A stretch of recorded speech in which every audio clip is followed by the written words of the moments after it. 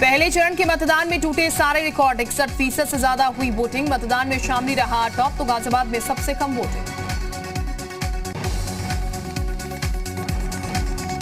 UP में दूसरे चरण के प्रचार के लिए बीजेपी ने पहले दिन ही झोंकी ताकत। 5 जिलों में रैली करेगी बीजेपी। यूपी में आज प्रधानमंत्री मोदी भरेंगे हुंकार। विधानसभा चुनाव के सियासी समर को और धार देंगे प्रधानमंत्री मोदी आज कासगंज में जनसभा को करेंगे संबोधित। पटियाली विधानसभा सीट पर दरियाबगंज रोड पर करेंगे चुनावी रैली। 53 साल बाद कोई प्रधानमंत्री कासगंज की धरती पर कदम रखेंगे। प्रधानमंत्री मोदी से पहले 1959 में प्रधानमंत्री रहते हुए इंदिरा गांधी यहां पहुंची। यूपी में आज अमित शाह की ताबड़तोड़ रैली। बरेली और शाहजहांपुर में अमित शाह भरेंगे हुंकार। बरेली और शाहजहांपुर में अमित शाह जनसभा को करेंगे संबोधित। बीजेपी प्रत्याशी के लिए मांगेंगे वोट। सीएम योगी आज यूपी में करेंगे चुनावी प्रचार। काशी और बदायूं का करेंगे दौरा। जनसभा को करेंगे संबोधित। सीएम योगी सबसे पहले कासगंज जाएंगे, उसके बाद बदायूं में जनसभा को संबोधित करेंगे सीएम योगी। यूपी के डिप्टी सीएम दिनेश शर्मा का बांदा दौरा। बांदा में रैली करेंगे दिनेश शर्मा। जनसभा को करेंगे संबोधित। आज रामपुर में रहेंगे अखिलेश यादव। जनसभा को संबोधित करेंगे अखिलेश यादव। अखिलेश यादव आज आजम खान उनके बेटे के लिए करेंगे चुनाव प्रचार। अखिलेश के साथ अब्दुल्ला आजम भी रहेंगे मौजूद। सहारनपुर में प्रधानमंत्री मोदी की हुंकार। कहा यूपी में विकास करने वालों को वोट दे, दंगा करने वालों को आने मत दे। प्रधानमंत्री मोदी ने कहा यूपी में बीजेपी सरकार जरूरी। बीजेपी का घोषणा पत्र लोक कल्याण का संकल्प पत्र है। प्रधानमंत्री मोदी ने कहा बीजेपी जो कहती है वो करती है। जो काम शुरू किया वो खत्म भी किया। डबल इंजन की सरकार में सड़कों का विस्तार हुआ। सहारनपुर में बोले प्रधानमंत्री मोदी, कानून व्यवस्था सुधरने से यूपी में निवेशकों को औद्योगिक विकास का विश्वास आया। प्रधानमंत्री मोदी ने कहा गन्ना किसानों का रिकॉर्ड भुगतान हुआ। किसानों के खाते में सीधा पैसा गया। प्रधानमंत्री मोदी ने कहा घोर परिवारवादी झूठे वादे कर रहे हैं। जनता इनका पुराना कारनामा जानती है। यूपी की जनता ने इनको नकारा है। प्रधानमंत्री मोदी ने कहा आज गरीबों को मुफ्त राशन मिल रहा है। 2017 से पहले राशन माफिया प्रदेश में हावी थे। माफिया गरीबों का राशन खा जाते थे। प्रधानमंत्री मोदी ने कहा हमने 3 तलाक कानून बनाया। मुस्लिम बहन बेटियां हमारे साथ हैं। वोट के सौदागरों के पेट में दर्द हो रहा है। प्रधानमंत्री मोदी ने कहा मुजफ्फरनगर में जो हुआ वो कलंक था। सहारनपुर में जो हुआ वो कलंक था। दंगाबादी मौके की तलाश में। सहारनपुर में प्रधानमंत्री मोदी ने लोगों का अभिवादन किया। रैली के बाद सड़क मार्ग से वापस गए प्रधानमंत्री मोदी।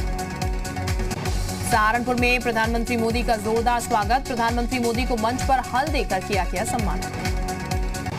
सहारनपुर की चुनावी रैली में प्रधानमंत्री मोदी को सीएम योगी ने मूर्ति भेंट की। 2022 में प्रधानमंत्री मोदी की पहली चुनावी रैली। बिजनौर में सीएम योगी ने जनसभा को किया संबोधित। भाजपा प्रत्याशी डॉक्टर यशवंत सिंह के समर्थन में मांगे वोट। विपक्ष पर साधा निशाना। सहारनपुर में गरजे सीएम योगी। कहा यूपी में कानून का राज। माफिया जान की भीख मांग रहे। यूपी में बहन बेटियां पूरी तरह सुरक्षित। सीएम योगी ने कहा अब यूपी में किसी को नहीं डर। माफियाओं पर बुलडोजर चलता रहेगा। दंगाइयों की संपत्ति हो रही जब्त। एसपी पर सीएम योगी का तीखा हमला। कहा यूपी में अब दंगे नहीं होते। यूपी में अब पलायन नहीं होता। अपराधी पलायन कर रहे हैं। सीएम योगी के एक और बयान पर घमासान। यूपी के भविष्य को लेकर सीएम योगी के ट्वीट पर विपक्ष हमलावर। सीएम योगी के बयान पर राहुल गांधी ने बोला हमला। राहुल गांधी ने ट्वीट कर कहा हमारी एकता ही हमारी ताकत। राहुल गांधी ने ट्वीट कर लिखा हमारे संघ में शक्ति है। ये देश संस्कृति का संघ है। विविधता, भाषा और लोगों का संघ है भारत। राहुल गांधी ने कहा कश्मीर से केरल, गुजरात से पश्चिम बंगाल तक भारत अपने सभी रंगों में खूबसूरत है। भारत की मूल आत्मा का अपमान मत कीजिए। सीएम योगी ने कहा था आपका एक वोट यूपी का भविष्य करेगा तय। नहीं तो यूपी को कश्मीर, केरल और बंगाल बनते देर नहीं लगी। यूपी विधानसभा चुनाव के लिए कांग्रेस की 9वीं लिस्ट जारी। गोरखपुर शहर सीट से योगी के खिलाफ चेतना पांडे को टिकट दिया। प्रियंका गांधी ने रामपुर में रोड शो किया। प्रियंका ने कांग्रेस प्रत्याशी के लिए किया प्रचार। रामपुर में प्रियंका गांधी ने कहा जनता को गरीबी, महिलाओं पर हो रहे अत्याचार, बेरोजगारी, महंगाई के मुद्दों पर वोट देना चाहिए। रामपुर में प्रियंका गांधी ने मोटर मैकेनिक से की बातचीत। मोटर मैकेनिक को कांग्रेस के घोषणा पत्र की बारीकियां समझाई। सीतापुर में कांग्रेस पर जेपी नड्डा का बड़ा हमला, कहा भारतीय राष्ट्रीय कांग्रेस अब भारतीय पार्टी नहीं रह गई, अब ये बस भाई बहन की पार्टी हो गई। कानपुर में केंद्रीय मंत्री अनुराग ठाकुर का अखिलेश यादव पर तंज, कहा अखिलेश के लिए आईटी मतलब income from terror. Ashish Mishra की रिहाई पर फंसा पेच, बेल ऑर्डर में मिसिंग धाराओं के करेक्शन के लिए आज डाली जाएगी अर्जी, पीड़ित पक्ष भी बेल खारिज की करेगा अपील। उन्नाव में लापता युवती का शव मिलने के मामले में कार्रवाई, एसपी ने शहर कोतवाल को किया सस्पेंड, पुलिस की गिरफ्त में सपा नेता का आरोपी बेटा। लखनऊ में एमसी सक्सेना मेडिकल कॉलेज पर बड़ी कार्रवाई, कॉलेज पर प्रशासन ने नोटिस किया चस्पा, 250 मजदूरों को बंधक बनाने का मामला। मुजफ्फरनगर में केंद्रीय मंत्री संजीव बालियान ने मतदान किया, कानून व्यवस्था का हवाला देते हुए कहा क्राइम कैपिटल के नाम से बदनाम इस इलाके में अब कानून का राज है। हिजाब मामले में बोले अनुराग ठाकुर, हिजाब का मुद्दा वोटरों के ध्रुवीकरण के लिए उठाया जा रहा। केंद्रीय मंत्री अनुराग ठाकुर ने कहा प्रदेश में बीजेपी की सरकार बनाने जा रही है, बीजेपी एक बार फिर 300 सीटें जीतकर यूपी में सरकार बनाएगी। अमरोहा में जनसभा के दौरान कैबिनेट मंत्री भूपेंद्र चौधरी का विवादित बयान, कहा अभी नहीं चेते तो बहुत देर हो जाएगी, कश्मीरी पंडितों की तरह हो जाओगे मजबूर। बाहुबली मुख्तार अंसारी को एमपी एमएलए कोर्ट से बड़ी राहत, चुनाव में नामांकन के लिए बांदा जेल से बाहर आकर कर सकते हैं। सुहलदेव भारतीय समाज पार्टी से मुख्तार अंसारी लड़ेंगे चुनाव, मऊ सदर के विधानसभा में मुख्तार अंसारी के वकील ने खरीदा पर्चा। मुख्तार अंसारी के वकील दारोगा सिंह ने मुख्तार अंसारी के लिए 2 सेट में खरीदा पर्चा, मऊ जिला मुख्यालय से कलेक्ट्रेट परिसर में खरीदा गया पर्चा। महराजगंज जिले की नौतनवा सीट से अमन मणि को बीएसपी से टिकट देने का विरोध, मधुमिता शुक्ला की बहन ने लखनऊ में बीएसपी ऑफिस के सामने दिया धरना।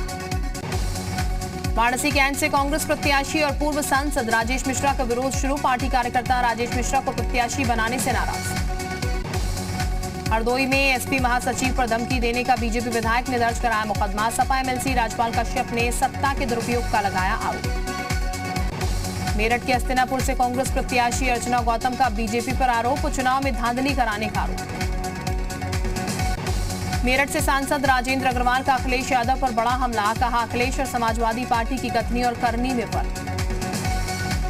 नोएडा में बीजेपी सांसद महेश शर्मा ने किया मतदान, यूपी में फिर से योगी सरकार बनाने का दावा किया। मतदान के बाद बोले बीजेपी सांसद महेश शर्मा, विकास और सुरक्षा का हवाला देते हुए कहा मोदी है तो मुमकिन है, योगी है तो सुरक्षित। बीजेपी प्रत्याशी मृगांका सिंह ने कैराना में किया मतदान, मृगांका सिंह ने जीत का दावा किया। शामली में बीजेपी प्रत्याशी सुरेश राणा ने किया मतदान, जीत का दावा करते हुए कहा यूपी की जनता के मन में मोदी योगी। जीयूपीयूके से बोले सुरेश राणा, लोग कैराना का पलायन नहीं भूले, धमकी देने वालों की गर्मी निकल जाएगी। यूपी चुनाव के लिए केंद्रीय मंत्री एसपी सिंह बघेल ने किया मतदान, आगरा की दक्षिण विधानसभा सीट से बीजेपी प्रत्याशी के पक्ष में किया मतदान। नोएडा से बीजेपी प्रत्याशी पंकज सिंह ने बड़ी जीत का दावा किया, जी मीडिया से बोले पंकज सिंह इस बार 350 से ज्यादा सीटें जीतेंगे।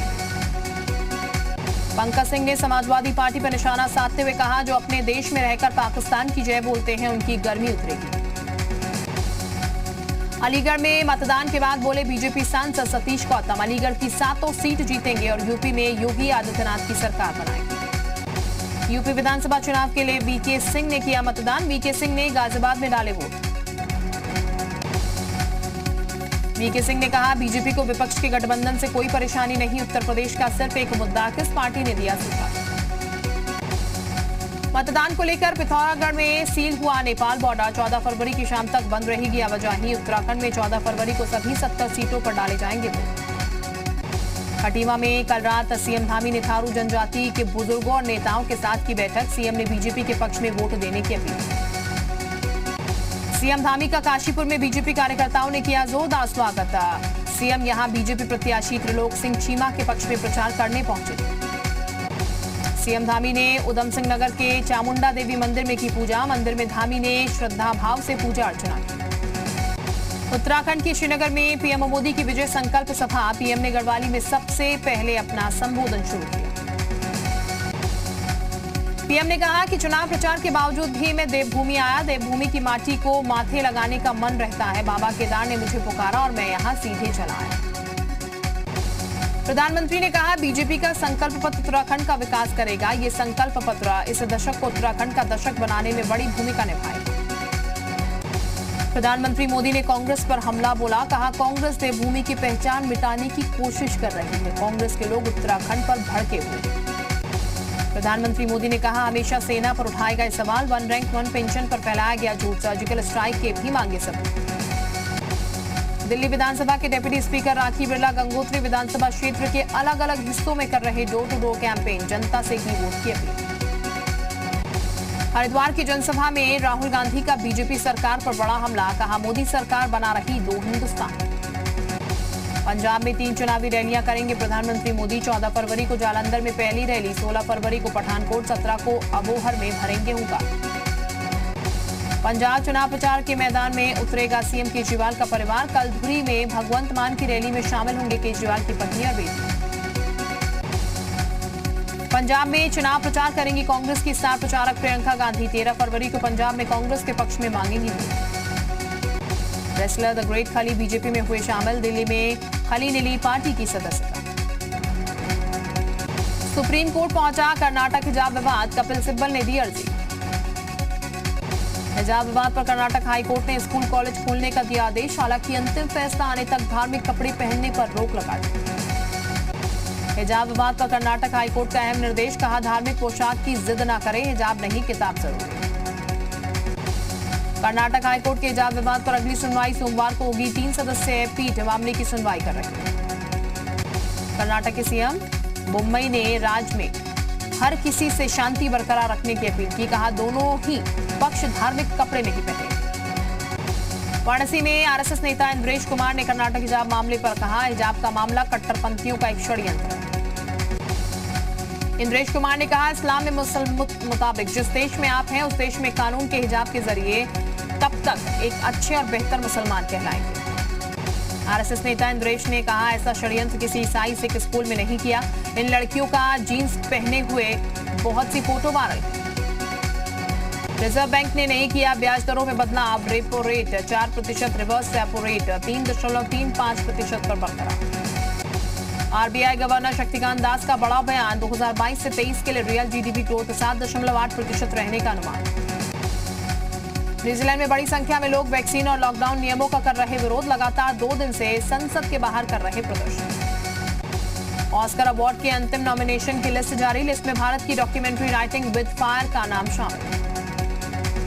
टीवी एक्टर गुरमीत चौधरी और देवना बनर्जी बने पेरेंट्स। दोनों ने सोशल मीडिया पर पोस्ट कर दी जानकारी।